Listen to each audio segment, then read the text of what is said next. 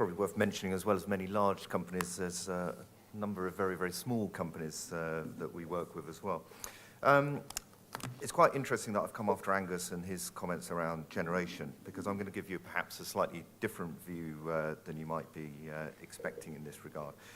I think walking around the exhibition, as I did yesterday, and listening to some of the papers that were being presented, you can actually be quite encouraged about the development of new technologies and some of the technology that could be deployed over the next few years and decades. But I don't think we've yet found what you might class as the long-awaited silver bullet, the panacea to all our energy issues. I also wonder how many of you, if you've been walking around the show and listening to technical papers and general presentations, have actually stopped to ask yourselves, what about us? And what do I mean by that? It's that technology undoubtedly has a massive part to play, as Bert and Angus have shown us. But to look at our energy future and to address how energy will be dealt with in the future, so does the consumer. And if you don't put the consumer at the heart of how you're developing energy in the future, you won't actually get to grips with the problem. There's also an issue around local partnerships. If you look at a lot of the around the show, you'll see local authorities, councils, etc.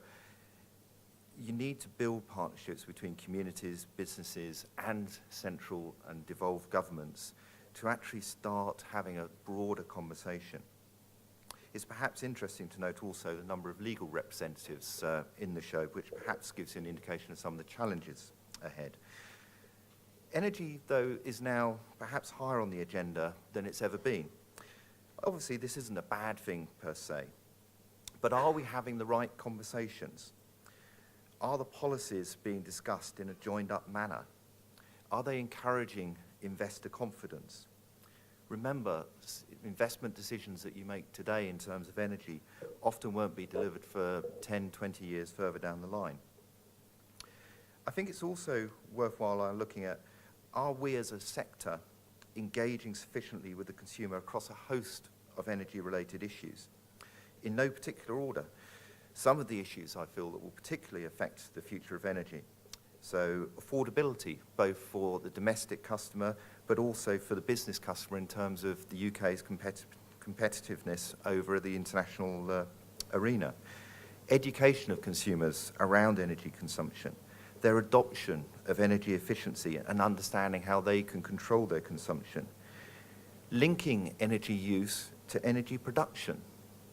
And understanding the impact of energy consumption that an inefficient building has, looking at the very fabric of the UK's buildings. Understanding planning issues, accepting that there needs to be a balance between often conflicting interests, and generating demand, not necessarily for energy, but more for energy efficiency from consumers. Now, you may not agree with these points, and indeed there are probably many more, but I would argue that the consumer, and both again the domestic and business consumer, is really key to our energy future. But there are many other areas that we have to deal with and we have to face up to. Let's take opposition to change. Many people, and there are some not that far from here, for example, are often opposed to wind farms and the effect on the countryside. That also takes us to changing land use. It takes us to how local communities are being engaged in this, how developers, how governments are actually involving local communities in actual, looking at payback from local projects. And we're not just looking at wind here, we're looking at how micro CHP, how local heat generation could actually be used to aid communities. What are we doing to specifically help those communities that are off the gas grid, for example? Which moves us to government and policy. Policy needs to be designed to both help the new development of technologies, to create an innovative framework, but also it needs to support long-term trials so companies have the confidence to actually get new technology and new kit out there and actually testing and trialing it. It also has to be easily accessible and understood, with schemes linked together across the energy landscape.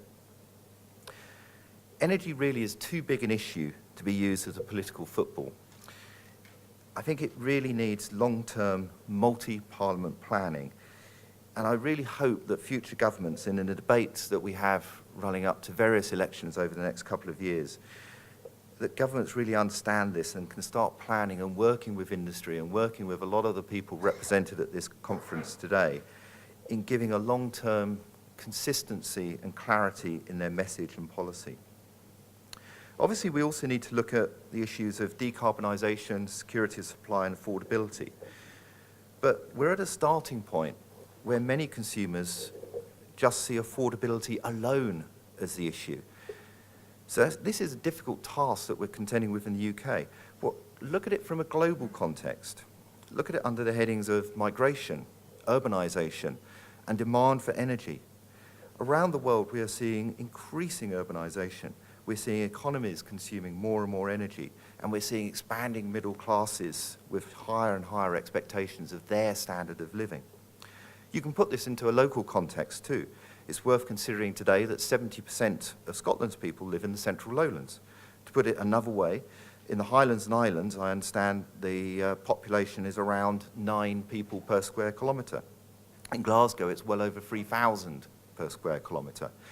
Now, both those population levels come with very different problems, but they're all around how you can provide low-carbon, affordable energy to 2 very different communities.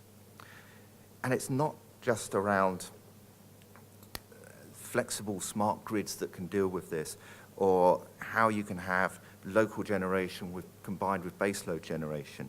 It's really about how you meet demand. It's really about how us all can actually manage demand. Wanted to take a moment to think about this and think about how energy efficiency and green energy are not quite enough and how you've actually got to get to grips with people's minds. And I'd like to look at what's known as Jevons paradox, which I think some of you may well be familiar with, and look at it from the perspective that consumer behaviour will determine the success of any policy. There's an argument that says easy access to power and green alternatives actually has a perverse effect in allowing people to consume more energy without any guilt attached to it. There was a speaker at one of the sessions yesterday who gave the example that he's gone round his house and has energy efficiency measures throughout the house, etc. But his children still don't turn lights off because the example they use now, oh, it doesn't matter, Dad, it's energy efficiency, so we can leave them burning the whole time. And I think this is the sort of the crux of the point, that unless you can actually implement in the future behavioural change, unless you can actually engage consumers across the world, not just in the UK, in terms of getting them to understand their energy usage, getting them to understand the whole background behind energy efficiency, getting them to understand how they can affect their consumption by dealing with leaky energy, inefficient houses and the fabric of our houses, you won't actually be solving the problem in terms of long-term energy demand and how we actually deal with that, whilst we're waiting for some of Bert's longer-term energy issues to come forward. Turning now to some smart issues. Over the next 5, 6, 7 years, we have a once-in-a-generation opportunity to engage with 23 million households up and down Great Britain. This is a chance that we can't not get right, if you see what I mean. Having that opportunity to speak to householders, to actually educate them, means that in the future, we're actually putting in place the ability to enable people's understanding and to open the door to other energy efficiency measures, and critically, from the point of view of new technologies and innovation, to get householders excited about using energy and excited about what the future can hold for them.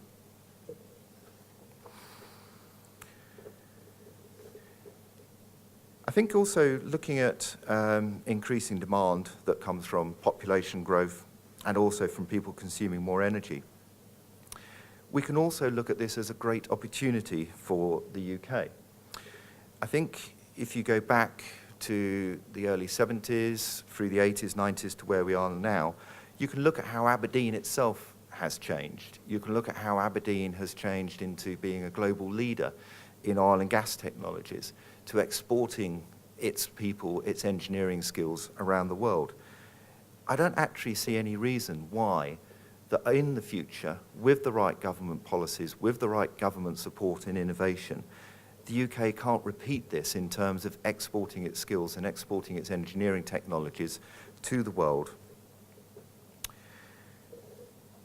And I think to go back to where I started, if you will, the future of energy lies in 2 or 3 quite clear areas. Firstly, it lies with government giving clear policy over the long term that encourages, supports innovation. It gives companies the confidence to invest in new technologies.